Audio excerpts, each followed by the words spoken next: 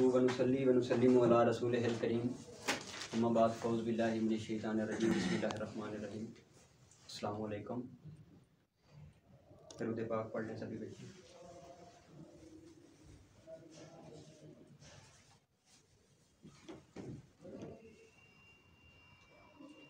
जी, आज हम mechanical aptitude test के बारे में पढ़ने जा रहे हैं, जो कि ISSB में जब आप जाते हैं पहले दिन ही आपने वो टेस्ट क्लियर करना होता है और इस टेस्ट को स्क्रीनिंग आउट टेस्ट भी कहते हैं। स्क्रीनिंग आउट टेस्ट का मतलब ये है कि अगर जैसे आप चाय पीते वक्त चाय के ऊपर एक फ़िल्टर रखते हैं ना, वो फ़िल्टर क्या करता है, उसमें से जो पत्ती के दाने होते हैं ना उनको निकाल देता है और चाय खालिस जो होती है वो क्या आती है, कप में चली जाती है। सेम लाइक इसी तरह ये टेस्ट आपका फ़िल्टर है। अगर आप इसको क्लियर करने के काबिल हुए, अपने आप को इस मुताबिक ढाल लिया कि आप उस फ़िल्टर में से गुज़र सके, देन आप नेक्स्ट प्रोसीड करेंगे, अदरवाइज़ वो आपको वहीं से घर भेज देंगे। इसका मतलब ये है कि आपने ये टेस्ट लाजमी क्लियर करना है, तब आप 3 दिन वहाँ रुक सकते हैं, जो बाकी के 3 दिन होंगे ISSB के। अगर आप ये टेस्ट क्लियर नहीं करते, अभी इन्होंने थोड़ा सा प्रोसीजर चेंज किया है।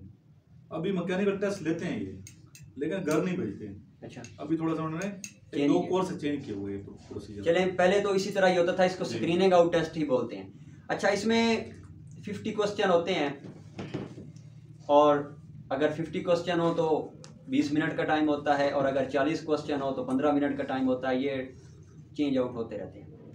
खैर, इसको सिंपल मैट बोलते हैं, MAD MAT, mechanical aptitude test.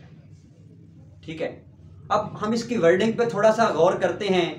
Mechanical aptitude test, अब लफ्ज़ मैकेनिकल जहाँ भी आ जाता है ना, तो उसका मतलब ये होता है कि इसका ताल्लुक कोई इंस्ट्रूमेंट के साथ है, किसी मूवमेंट के साथ है, या फिर किसी गैजेट के साथ है, किसी की आलात के साथ है। जैसे आले हमारी रोज़मर्रा ज़िंदगी में इस्तेमाल होते हैं। इसका मतलब ये है कि जहाँ पे भी वर्ड मैकेनिकल आ गया ना, तो इसका ताल्लुक मूवमेंट के साथ होगा या वेट के साथ, मतलब फिजिक्स का काफ़ी रिलेशन है इसके साथ। दूसरा है एप्टीट्यूड। एप्टीट्यूड के डिफरेंट मानी है, लेकिन हम यहाँ पे देखेंगे कि एप्टीट्यूड का मतलब ये होता है कि आपका रवैया, आप उस चीज़ को किस नज़र से देख रहे हैं, किसी चीज़ को किसी नज़र से देखना। अब मिसाल के तौर पर आप जाते हैं किसी शो में, चिड़ियाघर में, कोई जानवर आपके सामने आ जाता है, हर बंदा उसको मुख्तलिफ जाविये के साथ देख रहा होता है। एक शेर को एक बंदा देख रहा है कि ये कितना बड़ा है, इसके बाल इतने हैं, ये है वो है, और दूसरा ये देख रहा है कि देखो खुदा की कुदरत है, इसने इतनी बड़ा जानवर बनाया, उसमें इतनी ताकत रखी। अब दोनों का पॉइंट ऑफ व्यू तो डिफरेंट है ना। तो ये चेक करने के लिए कि आपका पॉइंट ऑफ व्यू आपके मैकेनिकल आलात में कैसा है, आपका पॉइंट ऑफ व्यू कि आप मैकेनिकल आलात को किस नज़र से देखते हैं और किस अंदाज से लेते हैं, इसको चेक करने के लिए हमारा ISSB में एक टेस्ट होता है, उसको बोलते हैं मैकेनिकल एप्टीट्यूड टेस्ट। बात की समझ आ गई? इसमें काफ़ी ज़्यादा कॉन्सेप्ट्स होते हैं, काफ़ी चीज़ें इसमें इंटर होती हैं, लेकिन इसमें बहुत ज़्यादा 90% जो चीज़ मैटर करती है वो आपकी कॉमन सेंस है। वो आपकी क्या है? कॉमन सेंस है। कॉन्सेप्ट्स इसमें होंगे, काफ़ी ज़्यादा होंगे, उनमें से कुछ मैं यहाँ पे आपको क्लियर भी करवाऊंगा और बाकी उनकी एग्जाम्पल भी हम देखेंगे। लेकिन जो चीज़ 90% इसमें मैटर करती है ना, वो क्या है भला? कॉमन सेंस है, कि आप चीज़ों को किस नज़र से देखते हैं, आपकी कॉमन सेंस कितनी, आप चीज़ों को कितनी जल्दी समझते हैं। क्योंकि आप देख लेना, टाइम भी देखें और क्वेश्चन भी देखें, तो हर क्वेश्चन को सॉल्व करने के लिए हमारे पास 15 से 20 सेकंड का टाइम बनता है। ठीक है ना, इससे ज़्यादा कोई नहीं टाइम। तो इस लिहाज से आपने इसको सॉल्व करना है कि आप इसको आसानी के साथ अपनी कॉमन सेंस को यूज़ करें। थोड़ी सी जब आप एक मशवरा है भाइयों वाला मैं आपको दे रहा हूँ कि जब भी कोई क्वेश्चन सॉल्व करें ना, उसके ऑप्शन सारे पढ़ें। विदाउट सारे ऑप्शन पढ़े कभी कोई क्वेश्चन टिक ना करें। ये एक भाइयों वाला मशवरा मैं आपको बता रहा हूँ। अगर आपने ये इस पर अमल कर लिया ना, तो आपकी ना सिर्फ आर्मी के किसी टेस्ट में बल्कि जिंदगी के हर इम्तिहान में आप कामयाब होंगे। क्या करना है? ऑप्शन सारे पढ़ने हैं कि आपके पास ऑप्शन कौन कौन से हैं। ठीक है ना। बाज़ औक़ात हमें लग रहा होता है कि ये पहला ऑप्शन ठीक है, लेकिन जैसे ही हम नेक्स्ट प्रोसीड करके तीसरा या चौथा ऑप्शन देखते हैं तो वो उस वक्त पता चलता है यार सही तो ये था, हम तो गलत समझ रहे थे। ठीक है ना, तो आपने इसको देखना है। चलें हम बेसिक कॉन्सेप्ट्स की तरफ मूव करते हैं कि हमारे इस टेस्ट में कौन कौन से बेसिक कॉन्सेप्ट्स हैं, उनको थोड़ा सा क्लियर करते हैं। बिल्कुल आसान से हैं, कोई मुश्किल नहीं है, किसी उलझन में नहीं डालना आपको। और उसके बाद इंशाल्लाह हम अपने क्वेश्चन को सॉल्व करेंगे। जैसे ही सॉल्व करेंगे आपके सामने शीशे की तरह खुल के सब चीज़ आ जाएगी। ठीक है, अच्छा तो सबसे पहले हमारे पास जो कॉन्सेप्ट है इसमें वो है जी क्लॉकवाइज डायरेक्शन। कौन सी डायरेक्शन?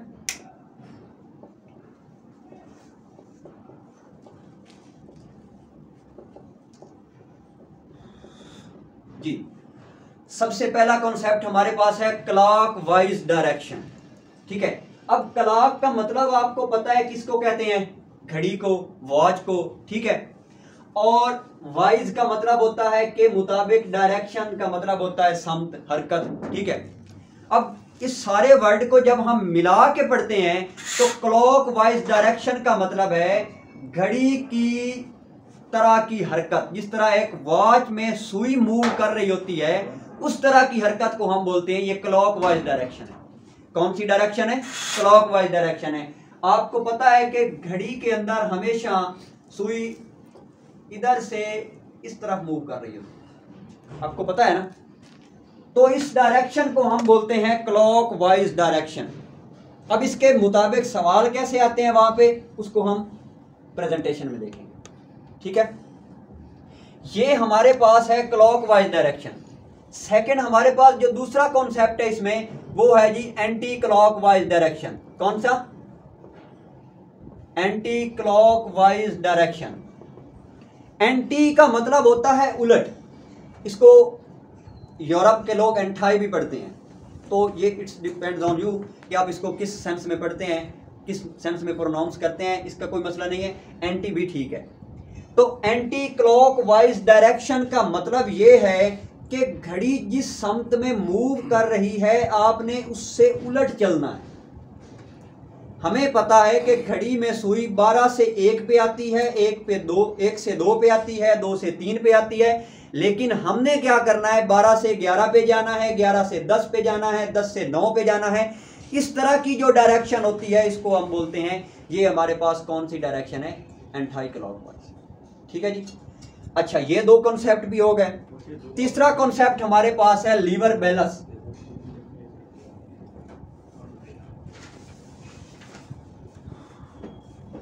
जी, तीसरा कॉन्सेप्ट हमारे पास कौन सा आ गया जी? Liver balance. अब ये लीवर बैलेंस का क्या कॉन्सेप्ट है? क्वेश्चन हमारे पास कुछ इस तरह से आते हैं।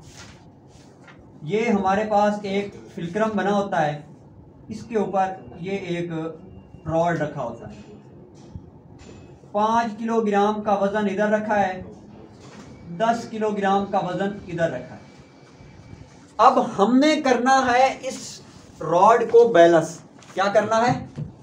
इस रॉड को इस तरह से बैलेंस करना है कि ये 5 किलोग्राम का और 10 किलोग्राम के मुताबिक इस फिल्क्रम को इस जगह पर एडजस्ट करना है कि ये दोनों वजन में एक बैलेंस रखें, एक मतवाजन तरीके से मौजूद रहें। इसको हम बोलते हैं लीवर बैलेंस। इस कॉन्सेप्ट को क्या बोलते हैं? Lever balance. ये भी हमारे मैकेनिकल एप्टीट्यूड में काफ़ी ज़्यादा क्वेश्चन आते हैं। अब इसको कैसे सोल्व करना है वो मैं आपको एक फार्मूला बताता हूँ। उस फार्मूले को यूज़ करते हुए हम आसानी के साथ इस किस्म के जो भी क्वेश्चन आएंगे उनको सॉल्व कर लेंगे। ठीक है जी, फार्मूला हमारे पास कौन सा है? फार्मूला हमारे पास ये है कि W1D1, कौन सा जी? W1D1 is equal to W2D2। अब ये क्या चीज है? होता यूं है कि फिल्क्रम यहां पे पड़ा है, तो यहां से लेकर इस वेट, जिस जगह पे वेट रखा गया है, इस वेट तक का जो डिस्टेंस, जो फासला होता है उसको हम बोलते हैं ये डी है। क्या है? डी है। और ये फिल्क्रम जहां पे पड़ा है, इस पॉइंट से लेकर जहां पे वेट रखा गया है इस पॉइंट तक के फासला को भी हम बोलते हैं, ये भी डी है। लेकिन अब ये भी डी, ये भी डी, तो इन दोनों डी में फर्क करने के लिए हम क्या करते हैं? ये D1 है और ये D2 है। बात की समझ आ गई?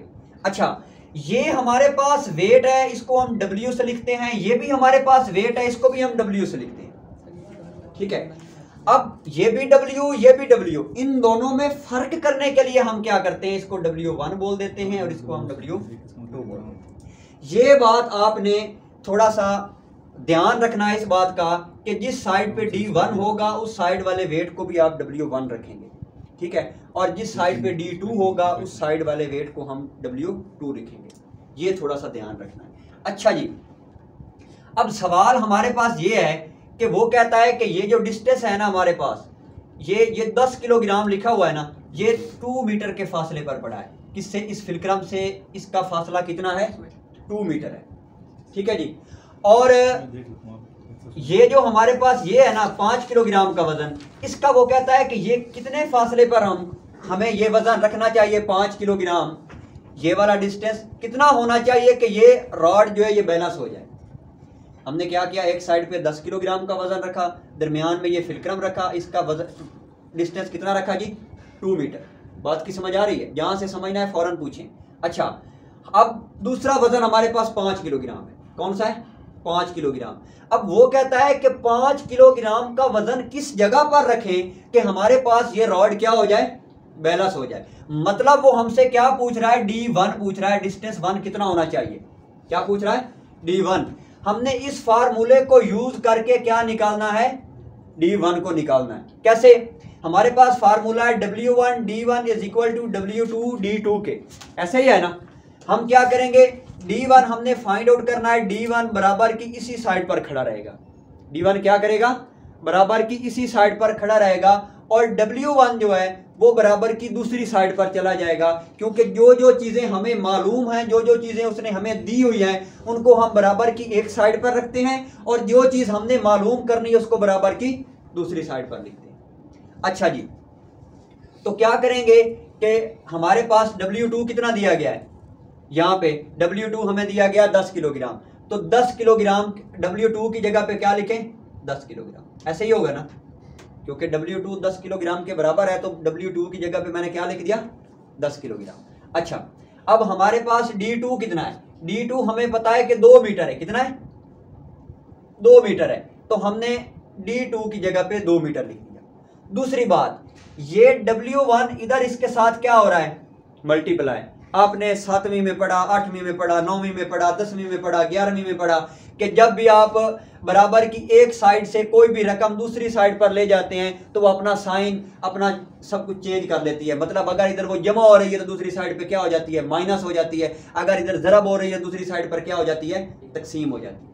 ठीक है, तो ये W1 भी दूसरी साइड, सॉरी हमने मालूम क्या करना है? D1, तो W1 दूसरी साइड पर जाके क्या हो जाएगा? डिवाइड। और W1 हमारे पास कितना है जी? 5 किलोग्राम। कितना है जी? 5 किलोग्राम। अच्छा, अब हमने मालूम करना है D1, तो D1 मालूम करने के लिए हम क्या करेंगे? पहले 10 को 2 से ज़रब देंगे, ये हमारे पास 20 आ जाएगा। 20 डिवाइडेड बाय 5, तो 5 4 बार 20, तो D1 हमारे पास कितना होना चाहिए? 4 मीटर। इसका मतलब ये है कि हम D1 को इस फिलक्रम से 4 मीटर के फासले पर रखेंगे, तो ये जो लीवर है ये हमारे पास क्या हो जाएगा? बैलेंस। ये सारा चीज़, ये सब कुछ आप माइंड में भी कर सकते हैं। ये कोई इतनी मुश्किल बात नहीं है जो मैंने यहाँ पे वाइट बोर्ड का या किसी पेंसिल का सहारा लिया है। ये माइंड में करने वाली कैलकुलेशन है। ठीक है, बस थोड़ी सी प्रैक्टिस चाहिए। अच्छा, लीवर बैलेंस का कॉन्सेप्ट समझ में आ गया? कोई मसला इसमें? अच्छा जी, उसके बाद हमारे पास जो तीसरा कॉन्सेप्ट आता है लीवर बैलेंस के बाद, वो है हमारे पास पुल्ली। पुल्ली का नाम सुना हुआ आपने? जी, देखते हैं पुल्ली क्या चीज।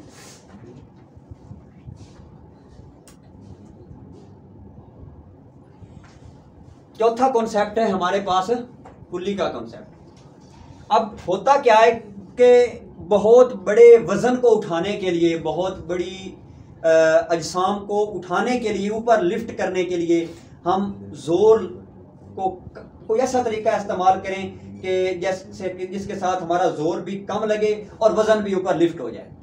क्या हो जाए कि एक बहुत भारी चीज को हमने ऊपर उठाना है, तो हम एक ऐसा तरीका इस्तेमाल करते हैं जिसके साथ हमारा जोर भी क्या लगे? कम लगे, और वो जिस्म भी ऊपर आसानी के साथ मुंतकिल हो जाए।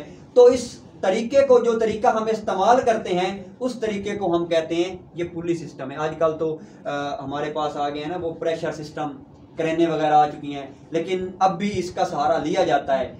ठीक है ना। होता क्या है, इसकी शेप कुछ इस तरह से होती है हमारे पास, ये एक इस तरह की होगी। इसको हम यहाँ पे फिक्स कर देंगे किसी चीज़ के साथ, क्या कर देंगे, फिक्स कर देंगे। इसके ऊपर से एक रस्सी गुजरती है, रोप, इस साइड पे, और दूसरी रस्सी गुजरती है हमारे पास कहाँ से जी, इस साइड पे। एक साइड वाली रस्सी को हम उस वेट के साथ बांध देते हैं जिसे हमने क्या करना है, कैरी करना है, जिसे हमने लिफ्ट करना है, और दूसरे साइड की रस्सी को हम अपनी तरफ खींचते हैं, उसके ऊपर क्या लगाते हैं, फोर्स लगाते हैं। ये पुली मूवेबल होती है। क्या होती है, मूवेबल होती है। जैसे एक पहिया घूमता है ना, सेम लाइक ये पुली भी घूमती है। तो जैसे ही हम इस पर फोर्स लगाएंगे, ये पुली इस डायरेक्शन में मूव करेगी और ये वजन आसानी के साथ ऊपर उठ जाएगा। ये आप देखते होंगे जो बोर करते हैं हमारे पास पानी का, जमीन से पानी निकालने के लिए, तो उस वक्त ये हमारे पास इस्तेमाल हो रही होती है। और भी बड़ी बड़ी जंजीरों के साथ आप बंधे हुए होते हैं, जो बड़ी बिल्डिंग के ऊपर सरिया वगैरह या कोई चीज़ ऐसे उठा के ले जानी होती है, तो उसको हम बोलते हैं ये पुली सिस्टम। ठीक है। अब जितनी ज्यादा यहाँ पर फोर्स लगाएंगे उतना ज्यादा वजन कैरी होगा। ठीक है। ये तो एक सिंपल पुली की बात है, लेकिन बाज़ औक़ात क्या होता है कि वो हमें डबल पुली दे देता है। मैकेनिकल एप्टीट्यूड टेस्ट में अक्सर डबल पुली आ जाती है। ठीक है। तो उसमें क्या होता है वो अब हम देखते हैं। होता यूं है कि अब ना इसी को हम देख लेते हैं। ठीक है ना। ये हमारे पास 100 किलोग्राम का वजन है, इसको हमने इस पुली के साथ बांधा। ठीक है, सॉरी, यहाँ पे ना हमें एक दूसरी पुली बना इस जगह पर, ये मूवेबल पुली होगी, ये फिक्स नहीं होगी। इसको तो हमने किसी चीज़ के साथ बांधा हुआ है ना, इसको हम बांधेंगे नहीं। ठीक है ना।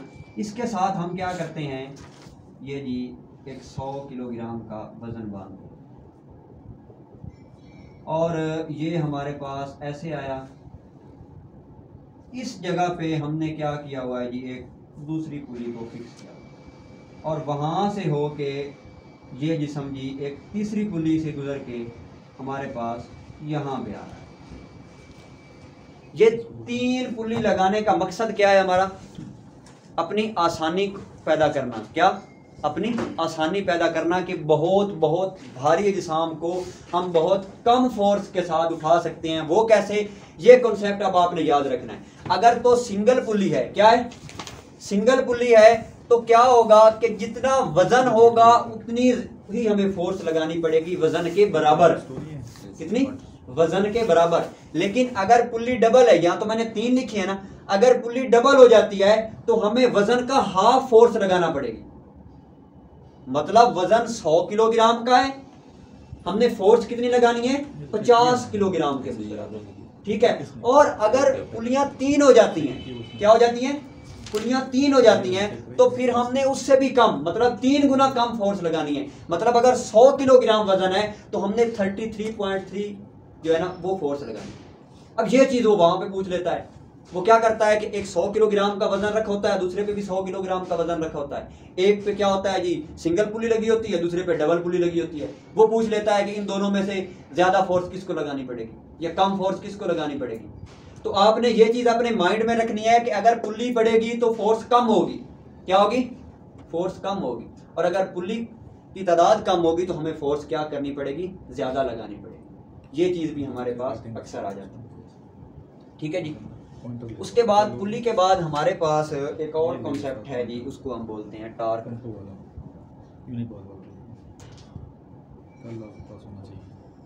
क्या बोलते हैं जी, टार्क।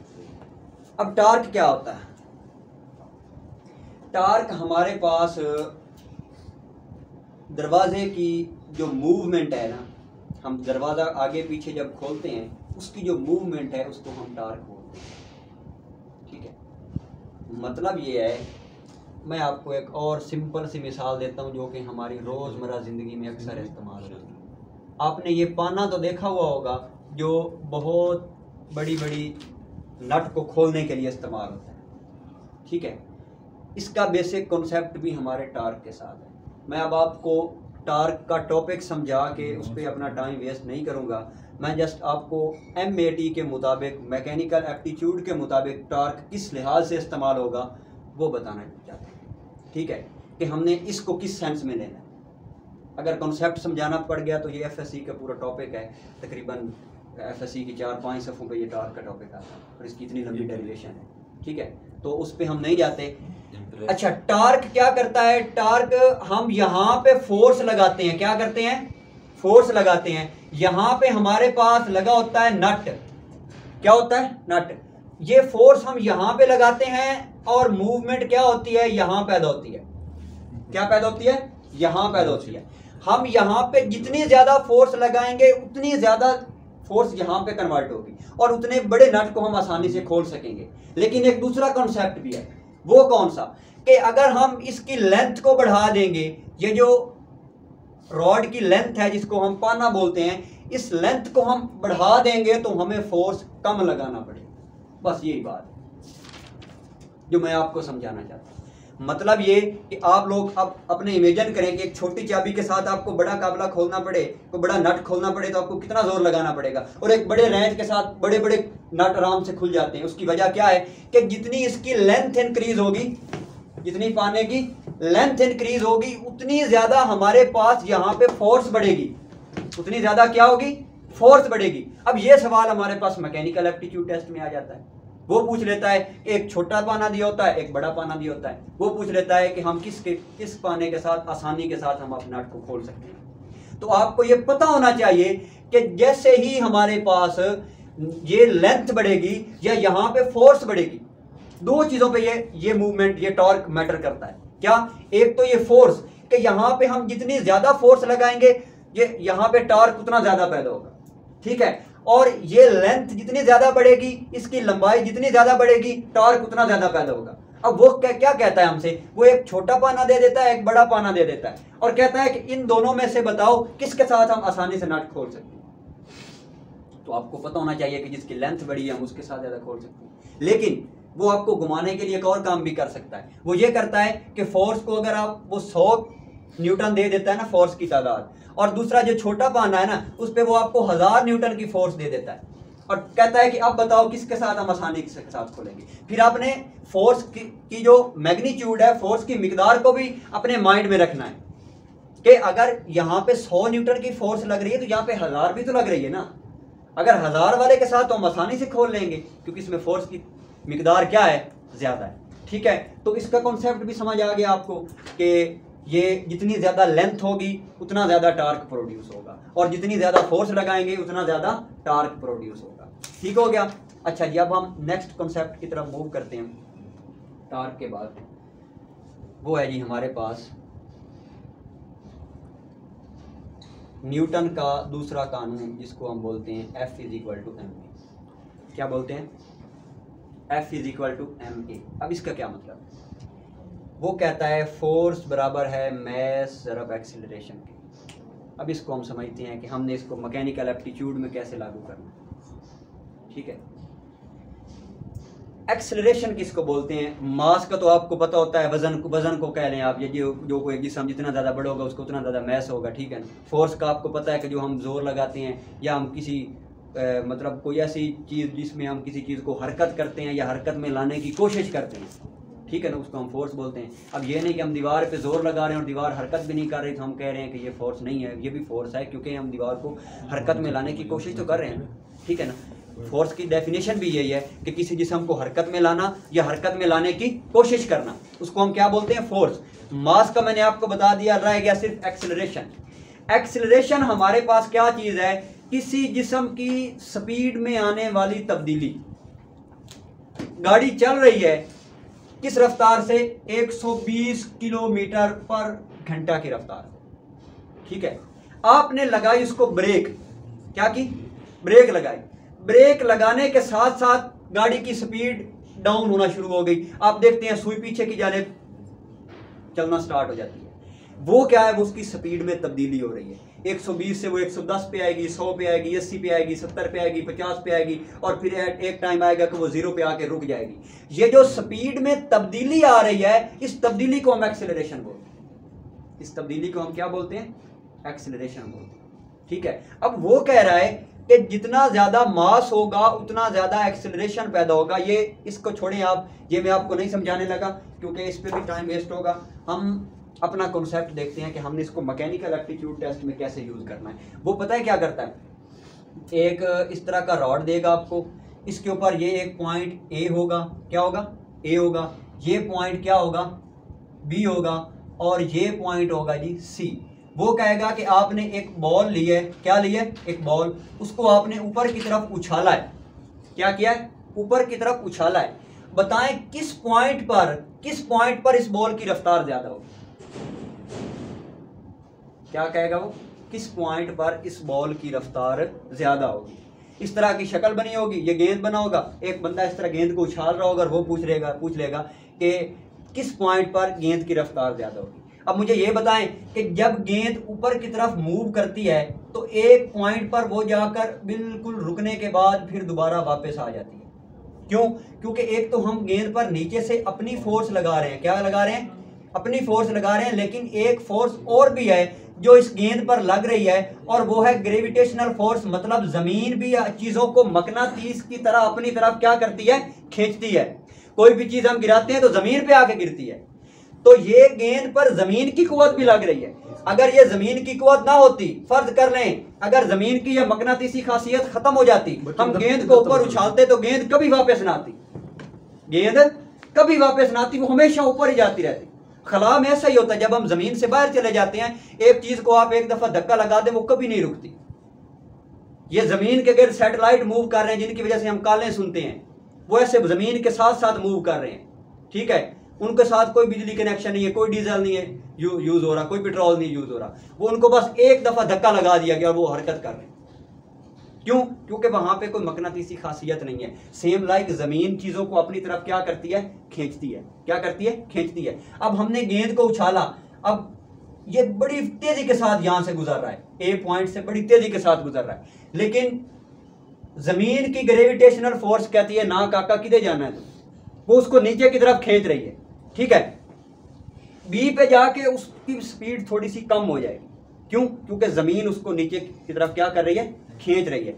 अब सी पे जैसे वो जाएगा उसकी स्पीड बिल्कुल डाउन हो जाएगी और एक पॉइंट ऐसा आएगा कि उसकी स्पीड बिल्कुल जीरो हो जाएगी और वो थोड़े से लम्हे के लिए वहां पे रुकेगा और फिर ये जमीन, ये वाली फोर्स जो हमने लगाई होगी वो खत्म हो जाएगी और फिर जमीन अपनी फोर्स के साथ उसको नीचे की तरफ खींचना शुरू कर देगी। क्या होगी? अपनी फोर्स के साथ नीचे की तरफ खींचना शुरू कर देगी। और जब वो नीचे की तरफ मूव करेगा, पहले थोड़ी स्पीड, फिर ज्यादा, फिर ज्यादा, फिर ज्यादा, फिर ज्यादा, इस तरह जब जमीन पर गिरेगा तो उसकी स्पीड सबसे ज्यादा होगी। उसकी स्पीड क्या होगी? सबसे ज्यादा। अब ये जो स्पीड में नीचे की तरफ आते हुए तब्दीली हो रही है, इसको भी हम एक्सेलरेशन बोलते हैं। मैंने आपको क्या बताया, स्पीड में तब्दीली है।